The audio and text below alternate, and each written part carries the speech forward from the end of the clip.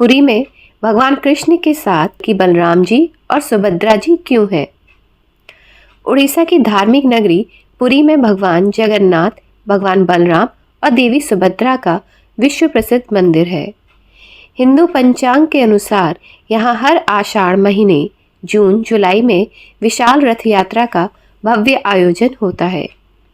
देवताओं का स्नान समारोह व रथ यात्रा जेठ महीने की पूर्णिमा तिथि को देव स्नान पूर्णिमा के रूप में मनाया जाता है। इस पर्व से ठीक 16 दिन बाद आषाढ़ शुक्ल द्वितीया को विश्व प्रसिद्ध रथ यात्रा पर्व मनाया जाएगा।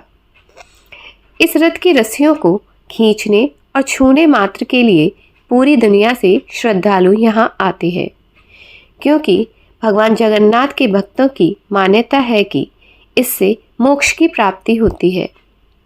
माना जाता है कि भगवान विष्णु जब चारों धामों पर बसे अपने धामों की यात्रा पर जाते हैं तो हिमालय की ऊंची चोटियों पर बने अपने धाम बद्रीनाथ में स्नान करते हैं, गुजरात के द्वारिका में वस्त्र पहनते हैं, जगन्नाथपुरी में भोजन करते हैं और दक्षिण में रामेश्वरम में विश्राम करते हैं।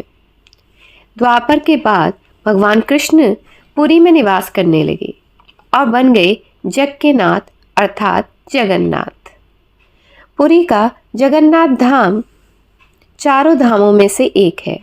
यहाँ भगवान जगन्नाथ बड़े भाई बलभद्र और बहन सुभद्रा के साथ विराजते हैं। हिंदुओं की प्राचीन और पवित्र 7 नगरियों में पुरी उड़ीसा राज्य के समुद्री तट पर बसा है। जगन्नाथ मंदिर विष्णु भगवान के 8वें अवतार श्री कृष्ण को समर्पित है।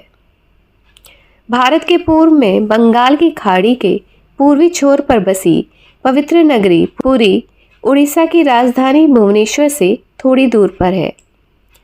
आज का उड़ीसा प्राचीन काल में उत्कल प्रदेश के नाम से जाना जाता था। पुराणों में इसे धरती का वैकुंठ कहा गया है। यह भगवान विष्णु के 4 धामों में से एक है। जगन्नाथ मंदिर में सबर जनजाति के पुजारियों के अलावा ब्राह्मण पुजारी भी हैं।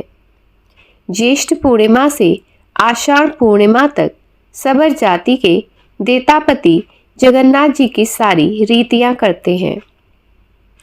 महाभारत के वन पर्व के अनुसार सबसे पहले सबर जाति विषवसु ने नील माधव के रूप में इनकी पूजा की थी।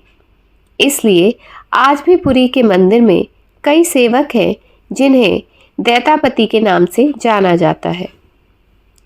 आइए जानते हैं पुरी में भगवान कृष्ण के साथ राधा या रुक्मणी नहीं बल्कि बलराम जी और सुभद्रा जी क्यों है। एक कथा प्रचलित है कि द्वारिका में भगवान श्री कृष्ण जी शयन करते हुए एक रात निद्रा में अचानक राधे राधे बोल पड़े। रुक्मणी जी ने यह बात अन्य महारानियों को बताई। महारानियों को आश्चर्य हुआ। रुक्मणी जी ने अन्य रानियों से वार्ता की कि सुनते हैं वृंदावन में राधा नाम की गोप कुमारी है। हम सबकी इतनी सेवा निष्ठा भक्ति के बाद भी प्रभु ने उनको नहीं भुलाया है। राधा जी की भगवान श्री कृष्ण के साथ रहस्यात्मक रास लीलाओं के बारे में माता रोहिणी भली प्रकार जानती थी। उनके पास जाकर सभी महारानियों ने अनुनय विनय किया कि हमें भगवान की बाल लीला के बारे में बताएं। पहले तो माता रोहिणी ने टालना चाहा, लेकिन महारानियों के हट करने पर कहा, ठीक है सुनो। पहले सुभद्रा को पहरे पर दरवाजे में बिठा दो ताकि कोई अंदर ना आने पाए। माताजी के कहने पर सुभद्रा दरवाजे पर बाहर बैठ गईं। अंदर माता रोहिणी जी सभी महारानियों को भगवान की बाल लीला सुनाने लगी। कुछ समय बाद श्री कृष्ण जी अंतःपुर की ओर आते दिखाई दिए। सुभद्रा ने उचित कारण बताकर द्वार पर ही रोक लिया। थोड़ी ही देर हुई थी कि बलराम जी भी आ गए और अंदर जाने लगे, लेकिन सुभद्रा जी ने उन दोनों को अंदर जाने से रोकने के लिए बीच में खड़े होकर एक हाथ से कृष्ण जी और दूसरे हाथ से बलदाऊ जी के हाथ को पकड़कर बाहर ही रोकने की कोशिश करने लगी। बहन के द्वारा पकड़े जाने से दोनों भाई सुभद्रा जी की आंखें तरेर कर हाथ छोड़ने के लिए कहने लगे। भाव विभोर कर देने वाला भाई बहन के इस प्रेम भाव वाले वातावरण युक्त दुर्लभ दृश्य में अचानक नारद जी का आगमन हो गया। दोनों भाई के बीच में बहन सुभद्रा की इस दुर्लभ झांकी के दर्शन से गदगद हो गए और अनायास ही नारद जी के मुखारबिंद से निकल पड़ा, वाह प्रभु वाह।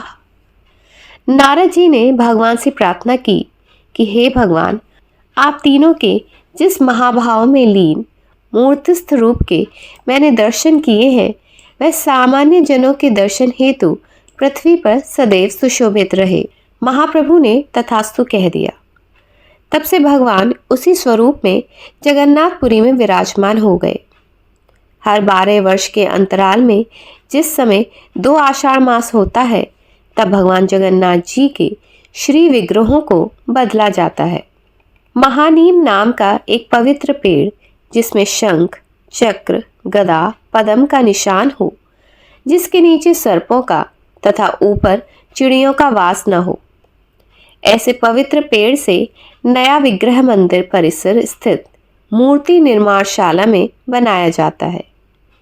पुराने श्री विग्रह को मंदिर परिसर में ही कैवल्य बैकुंठ, कोयली बैकुंठ में विश्राम दे दिया जाता है। मंदिर की व्यापकता। मंदिर का क्षेत्रफल 4 लाख वर्ग फीट में है। भूमि सतह से मंदिर की ऊंचाई 214 फीट, जिसके ऊपर 15 फीट की गोलाई का नील चक्र, जिसके ऊपर 18 फीट की लंबे बांस पर महाध्वज फहराता है। प्रतिदिन शाम के समय एक सेवक अपनी पीठ पर ध्वज पताका की बड़ी सी गठरी अपने पीठ पर बांधकर बंदर की भांति मंदिर के ऊपर चढ़ता है। भयानक समुद्री तेज हवा के प्रवाह के मध्य पीठ से गठरी निकालकर नील चक्र व बांस के पताका को बदलकर पुरानी पताका फिर से पीठ में बांधकर नीचे लाता है। प्रत्येक एकादशी को ध्वजारोहण के बाद नील चक्र के ऊपर ही मंदिर शीर्ष की आरती की जाती है। जब भी आप जगन्नाथ जी जाने की योजना बनाएं तो एकादशी तिथि को ध्यान में रखें। जिस दिन मंदिर शीर्ष की आरती होती है, अन्य दिन में केवल ध्वज पताका फहराया जाता है। रथ में यात्रा। भगवान के रथ में यात्रा पर निकलने से संबंधित बहुत सी कथाएं हैं, जिसके कारण इस महोत्सव का आयोजन होता है। नंबर 1, कुछ लोग कहते हैं कि सुभद्रा अपने मायके आती हैं तो भाइयों से नगर भ्रमण की इच्छा व्यक्त करती है। तब दोनों भाई अपनी बहन को लेकर रथ में घुमाने ले जाते हैं। नंबर 2, गुंडीचा मंदिर में प्रतिष्ठित देवी इनकी मौसी लगती हैं, जो तीनों भाई बहनों को अपने घर आने का निमंत्रण देती हैं। तब दोनों भाई बहन के साथ मौसी के घर 10 दिन के लिए रहने जाते हैं। नंबर 3, 15 दिन तक बीमार रहने के बाद स्वास्थ्य लाभ व आराम करने के लिए भगवान अपने भाई बहन के साथ मौसी के घर जाते हैं। गजा मूंग का प्रसाद। पूरे साल भर भगवान जगन्नाथ जी को 56 भोग परिपूर्ण रूप से लगाया जाता है। उस दिन भगवान को उनके सबसे बड़े पर्व रथ यात्रा के दिन भीगे हुए चना और मूंग का भोग क्यों लगाया जाता है? भगवान जगन्नाथ जी की पूजा दिनचर्या में बहुत कुछ बातें दुर्लभ है।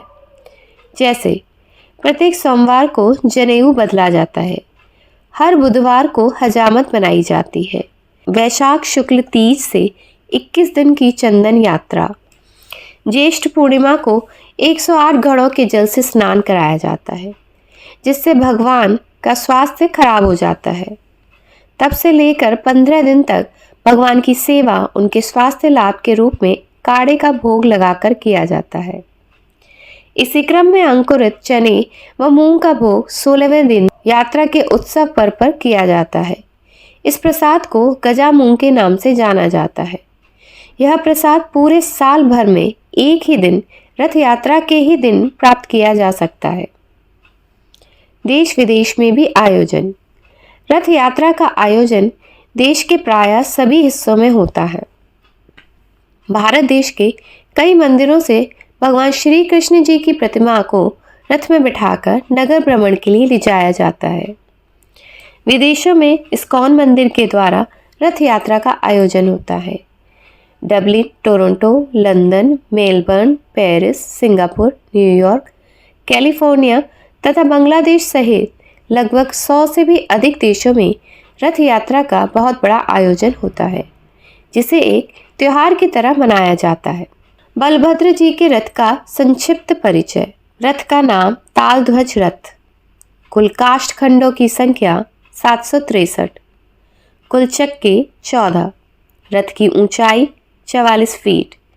रथ की लंबाई चौड़ाई 33 फीट। रथ के सारथी का नाम मातली। रथ के रक्षक का नाम वासुदेव। रथ में लगे रस्से का नाम वासुकी नाग।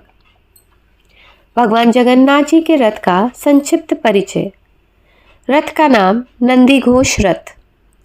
कुल काष्ठ खंडों की संख्या 832। कुल चक्के 16। रथ की ऊंचाई 45 फीट।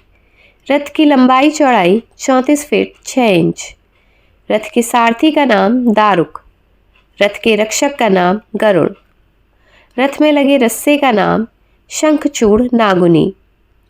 सुभद्रा जी के रथ का संक्षिप्त परिचय। रथ का नाम देवदलन रथ। कुल काष्ठ खंडों की संख्या 593। कुल चक्के 12। रथ की ऊंचाई 43 फीट। रथ की लंबाई चौड़ाई 31 फीट 6 इंच।